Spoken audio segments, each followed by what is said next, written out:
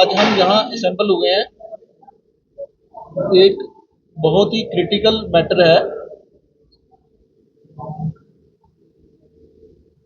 जो आफ्टर 370 के उठने के बाद हमारी स्टेट को एक रिवैम्प करने के लिए गवर्नमेंट ऑफ इंडिया ने एक इन्वेस्टमेंट स्ट्रेटजी प्लान करी थी, जिसको हम इंडस्ट्रियल पॉलिसी 2030 के नाम से जानते हैं। वो इंडस्ट्रियल पॉलिसी हमारे माननीय अमित शाह जी जो हमारे होम मिनिस्टर हैं, उन्होंने इसका इस पॉलिसी का ओपनिंग किया था। ये ओपनिंग किया था 31 अगस्त 2021 में, जिसमें उन्होंने एक प्रॉमिस किया था इंडिया के इन्वेस्टर्स के साथ और J&K की यूटी के साथ कि हम इस यूटी को रिवैम्प करेंगे और जिसमें हम आउटसाइड दी स्टेट के इन्वेस्टर्स को जम्मू एंड कश्मीर में लाएंगे। वो अपने पैसे यहाँ लगाएंगे, यहाँ इन्वेस्टमेंट करेंगे, यहाँ प्लांट एंड मशीनरी डेवलप करेंगे, यूनिट्स लगाएंगे, जिससे हमारे यहाँ के लोगों को एम्प्लॉयमेंट मिलेगी और हमारी स्टेट का एक कायाकल्प।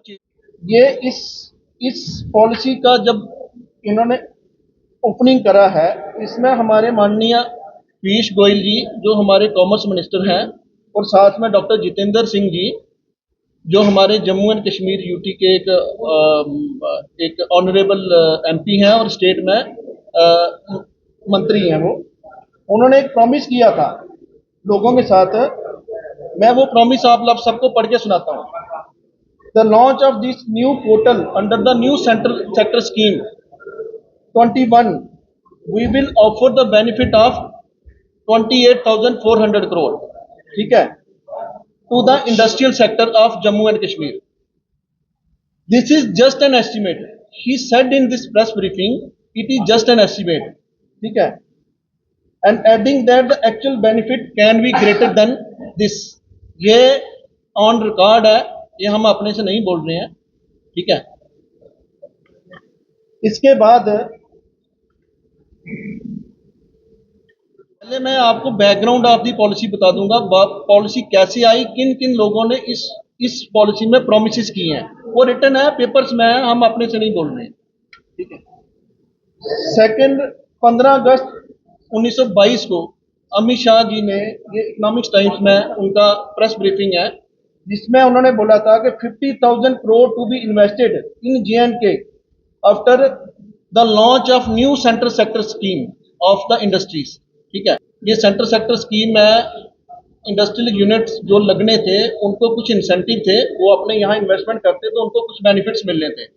वो बेनिफिट्स जो अदर देन द कंट्री में जो स्कीम्स चल रही हैं इंडस्ट्रियल पॉलिसी की, उससे काफ़ी ज़्यादा बेटर इंसेंटिव थे। इसलिए गवर्नमेंट के प्रॉमिस के ऊपर लोगों ने यहाँ पे अपनी इन्वेस्टमेंट करी और आकर के यहाँ पे यूनिट लगाए। इसमें इन्होंने एक अमाउंट फिक्स किया था कि 28,400 crore plus 15% of the amount, ठीक है।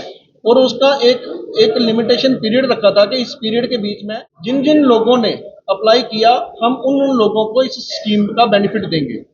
ये स्कीम खत्म होनी थी 30/9/2024 को और रजिस्ट्रेशन कंप्लीट होनी थी 31 मार्च 2025 को, ठीक है। इन्होंने बीच में एक पीरियड में इस पॉलिसी को चलते चलते बंद कर दिया, जबकि there was no official communication from the government side, ठीक है। और लोगों की जो रजिस्ट्रेशन है उसके बाद भी लेते रहे on the promise of the higher authorities, like prime minister साहब ने भी प्रॉमिस किया। हमारे यहाँ जो भी उन्होंने 3 या 4 प्रोग्राम किए हैं 2021 के बाद, उन प्रोग्राम में आप उस पर ऑन रिकॉर्ड देख सकते हो। इसके अलावा HM साहब की जितनी विजिट हुई है उन्होंने भी प्रॉमिस किया।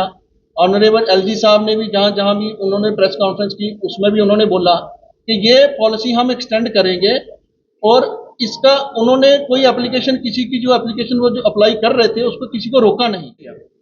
इसके अलावा 570 यूनिट ऐसे हैं, 570 यूनिट जिसकी इन्वेस्टमेंट लगभग 55,000 करोड़ की है।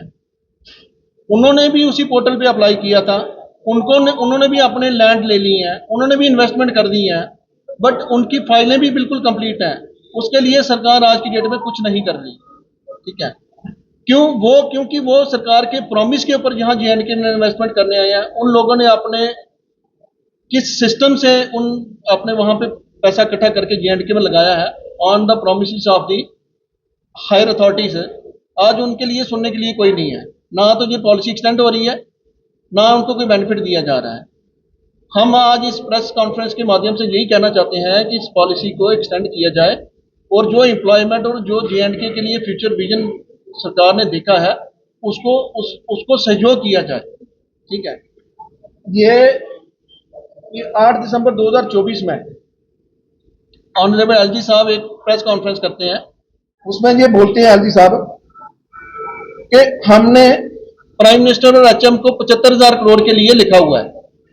ठीक है, एलजी साहब ऑन हिज ओन नहीं प्रेस कॉन्फ्रेंस कर सकते जब तक हायर अथॉरिटी के साथ डिस्कशन ना हो। इसके अलावा सेकंड प्रेस कॉन्फ्रेंस में उन्होंने जो ये इंडियन इंस्टीट्यूट ऑफ मैनेजमेंट में उनका एक प्रेस ब्रीफिंग हुआ है, कि पूरे मीडिया को उन्होंने एड्रेस किया है। उस मीडिया में भी उन्होंने यही बोला है कि हमने एचएम साहब और प्राइम मिनिस्टर साहब के साथ इस चीज का डिस्कशन किया है और उन्होंने हमें अश्योर किया है। हम वही कह रहे हैं कि जो एचएम साहब ने या पीएम साहब ने या ऑनरेबल हमारे फाइनेंस मिनिस्टर साहब हैं, उन्होंने अगर जो अश्योर किया है उसको इम्प्लीमेंट करें। अदरवाइज जो मोरल इन इंडस्ट्रीज जो J&K में जो लोग पैसे आज की डेट में लगा के बैठे हैं, जो इन्वेस्टमेंट करके बैठे हैं, उनका मोरल कैसे आप लोग समझते हैं। 6 महीने हो गए हैं, there is no one from the government side जो उनको आश्वासन दे कि आगे क्या होना है। पॉलिसी आज की डेट में बंद है, उनकी इन्वेस्टमेंट की गारंटी के लिए कोई नहीं है। वो DICs में जाते हैं, वो कमिश्नर सेक्रेटरी के पास जाते हैं, वो किसी गवर्नमेंट मिनिस्ट्री के पास जाते हैं, उनकी आवाज सुनने वाला कोई नहीं है। कोई एश्योरेंस नहीं दे पा रहा। हर बंदा यही कहता है कि हम बात कर रहे हैं, there is nothing concrete on the ground. So इस प्रेस कॉन्फ्रेंस का माध्यम आज यही है कि उन लोगों की दर्द जिनको आपने प्रॉमिस करके इस स्टेट में इन्वेस्टमेंट करवाई है, उनकी क्या गलती है। वो अपनी स्टेटों में काम कर रहे थे, उनकी क्या गलती है कि वो आज यहाँ आके आपके प्रॉमिस के ऊपर वो यहाँ आए हैं और आज आप गवर्नमेंट अथॉरिटी उनसे मुंह मोड़ के खड़े हैं। ये एक डिस्ट्रस्ट है जो एक इंडस्ट्रियल एनवायरनमेंट को जो एक अच्छी दिशा में लेके नहीं जा रहा। ठीक है, बाकी कुछ मेरे साथी और भी हैं जो इसमें और रोशनी डालेंगे।